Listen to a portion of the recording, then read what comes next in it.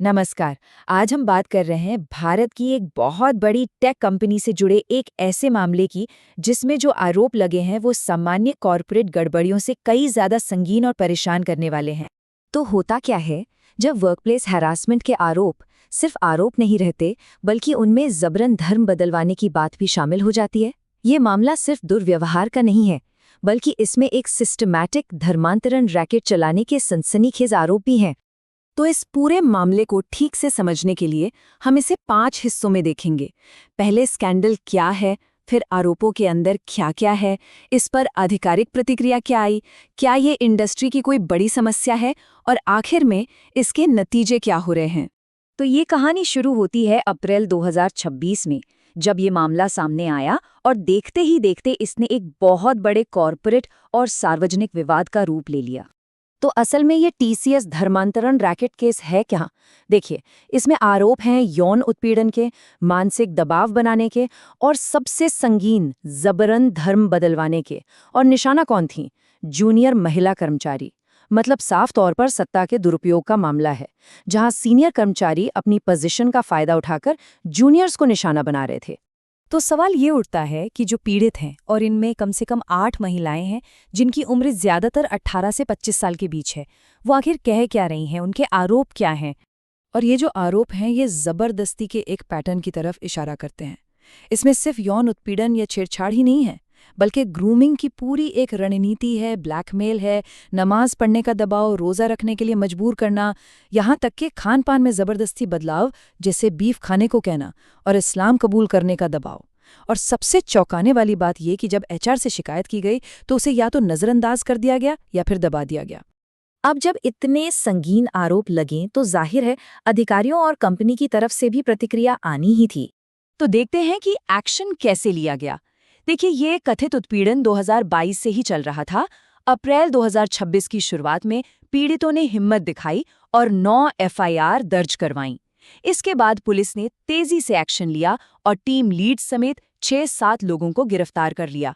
और फिर इसी महीने मामले की गहराई से जांच के लिए एक स्पेशल इन्वेस्टिगेशन टीम यानी एसआईटी बना दी गई। इन सब के जवाब में टीसीएस ने एक आधिकारिक बयान जारी किया जिसमें उन्होंने कहा कि टीसीएस किसी भी तरह के उत्पीड़न और जबरदस्ती के खिलाफ जीरो टॉलरेंस की नीति रखती है।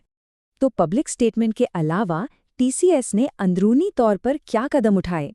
सबसे पहले आरोपी कर्मचारियों को सस्पेंड किया गया। फिर कंपनी के सीओओ यानी चीफ ऑपरेटिंग ऑफिसर के नेतृत्व में एक इंटरनल जांच शुरू की गई और साथ ही ये भी कहा गया कि वो पुलिस जांच में पूरा सहयोग करेंगे। तो अब ये एक बड़ा सवाल खड़ा करता है, क्या ये सिर्फ नासिक ऑफिस की एक अकेली घटना है या फिर ये पूरे आईटी सेक्टर में फैली किसी बड़ी समस्या की तरफ एक इशारा है?